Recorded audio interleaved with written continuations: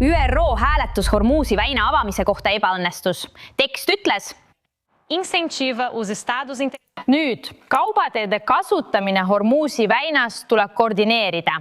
Kes oleks selle vastu? Tehniliselt oli neil piisavalt hääli, et see heaks kiita, kuid 2 alalist julgeolekunõukogu liiget kasutasid vetoõigust ja see blokeeris ettepaneku. Kes need alalised liikmed olid? Hiina ja Venemaa, need etteaimatavad tegijad.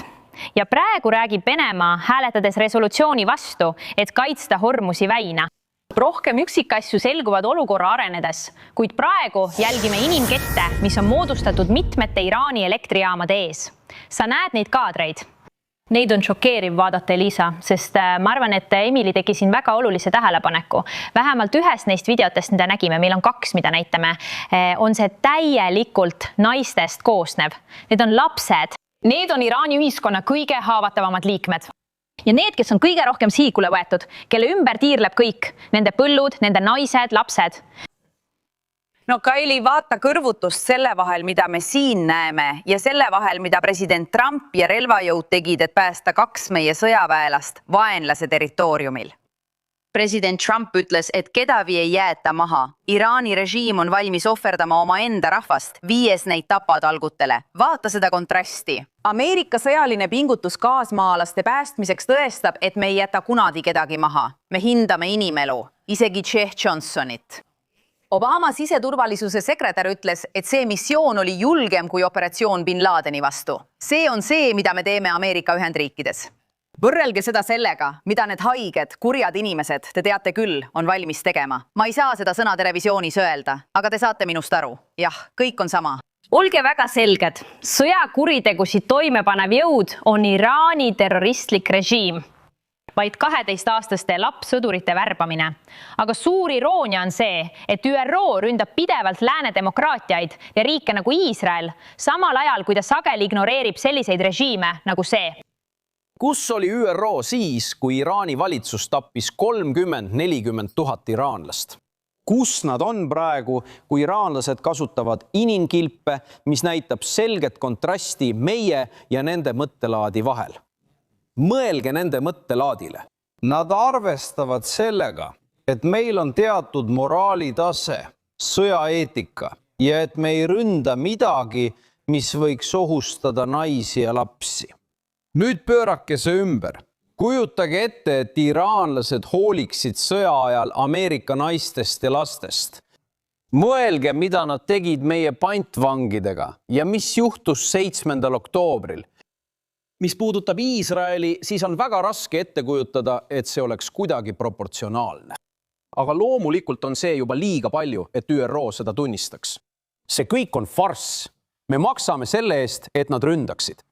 Donald Trump jälgib NATO-t ja ka ÜRO-d tuleb uurida, sest minu arvates on ÜRO tegelikult juba oma kasulikkuse kaotanud.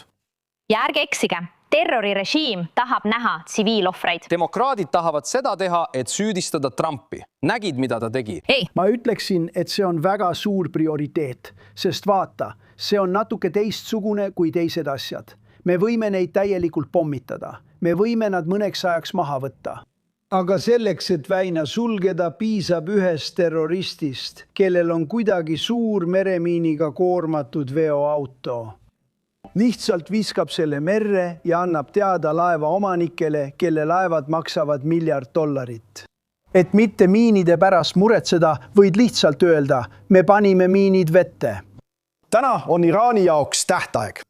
Režiimil on 12 tundi aega, et avada Hormuzi väin või muidu seisavad nad silmitsi tõsiste tagajärgedega. Pärast seda, kui Iraani meedia teatas, et revolutsiooniline kaardivägi ähvardas rünnata Siltivaarat ja hoida naftat kinni aastateks. Terrorismivastase sõja teemal räägib meiega endine USS Cowley komandör Kurt Lippold. Ja komandör Lippold, aitäh, et jagasite oma arvamust. Te just kuulasite president Trumpi. Ta ütles, et väike miin võib põhjustada nii palju kahju ja halvata selle väina. Te teate väga hästi, et iraanlased olid tõenäoliselt Cowley rünnaku taga. Räägime ohtudest, mida Iraan endiselt väidale kujutab. Tere hommikust, Griff. Tuleb analüüsida mitte ainult miine endid, vaid arvestada teatud määral ka infosõjaga. ja juba ainuüksi selle võimekuse väljakuulutamine paneb laevad kõhklema. See, mida Iraani režiim teeb, on rahvusvahelise veetee kägistamine ja kontrollimine, mida ei saa lubada. Sõltumata sellest, kuidas teised riigid suhtuvad Trumpi otsusesse rünnata Iraani, et neid vastutusele võtta. Aastakümneid on tapetud tuhandeid ja püütud hankida tuumarelvi ja ballistilisi rakette, kuid fakt on see, et see väin peab olema avatud. Tal on õigus öelda, et me teeme kõik vajalikku, et Iraan lubaks laevadel Hormuzi väinas ja Lähis-Idas vabalt liikuda. Sa olid USS Cowley komandör, kui Iraani toetatud terroristide väike paat lihtsalt lähenes laevale ja põhjustas kogu selle hävingu ja surma. Kui laske on nüüd takistada, et midagi sellist juhtuks Hormuzi väinas? Griff, kõigepealt pean ma tegema väikese paranduse. Selle tegi Al-Qaeda, kuid on tõestatud, et Iraan ja Al-Qaeda töötasid koos ning toetasid üksteist. Just seal leiad sa selle lüli, mis ühendab neid kahte. Aga lõpuks, kui see paat USS Cowley'le lähenes, polnud meie luurel midagi, mis viitaks veest tulevale lõhkeseadeldisega rünnakule. Täna peame looma tingimused pidevaks jälgimiseks Hormuzi väinas ning Larak-Keshmi ja teiste saarte lähedal. Tagades, et kui näeme mingeid ettevalmistusi miinide paigaldamiseks või millegi sarnaseks, hävitatakse see kiiresti. Selle võimekuse olemasolu peab olema valitsuse prioriteet. See oli juba sõjaplaanis olemas, kuid nüüd näeme, et seda tuleb tõesti tõhusalt rakendada. Kui oluline on, et Pärsia lahe riigid annavad märku, et võivad olla valmis aitama väina avamisel, samuti NATO riigid? Kui oluline on, et teised riigid meid aitaksid? See on ülioluline, tulles tagasi selle juurde, mida ma ütlesin. Sõltumata sellest, kas ollakse konfliktiga nõus või kas president Trump teeb õigesti, kui mitte nüüd, siis millal veel. Ja kui mitte, siis kui palju elusid, anna mulle number.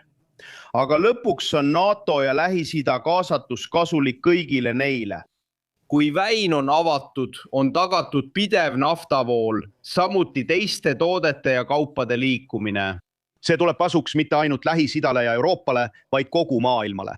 Sest see saadab ka Hiinale signaali selle kohta, mida nad teevad, militariseerides neid saari Lõuna-Hiina meres. Seda ei sallita, kui nad kasutavad seda jõu projitseerimiseks, püüdes pärast Taiwani sissetungi seda maailma piirkonda kontrollida. Me peame kiiresti tegutsema, aga miks Hiina või India, selle väina suurimad kasutajad, ei aita selle vabastamisel?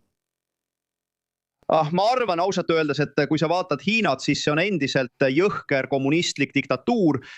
Nad on korduvalt tõestanud, et nad ei ole lihtsalt rivaalid, vaid Ameerika Ühendriikide vaenlased, olles toetanud Iraani. Piisab, kui vaadata mõningaid hiljutisi Wall Street Journali artikleid, mis seda tõestavad. Lõppkokkuvõttes ei oma India piisavalt mõjuvõimu, et minna Lähis-Idasse ja seal niimoodi tegutseda.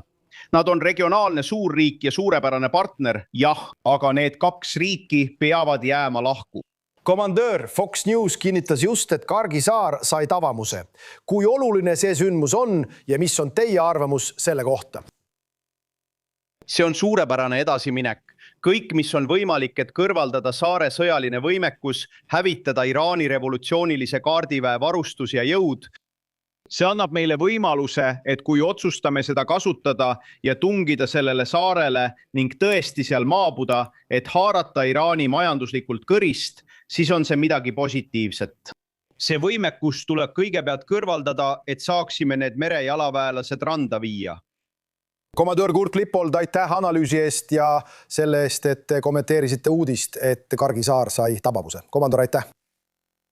Aitäh, Kris!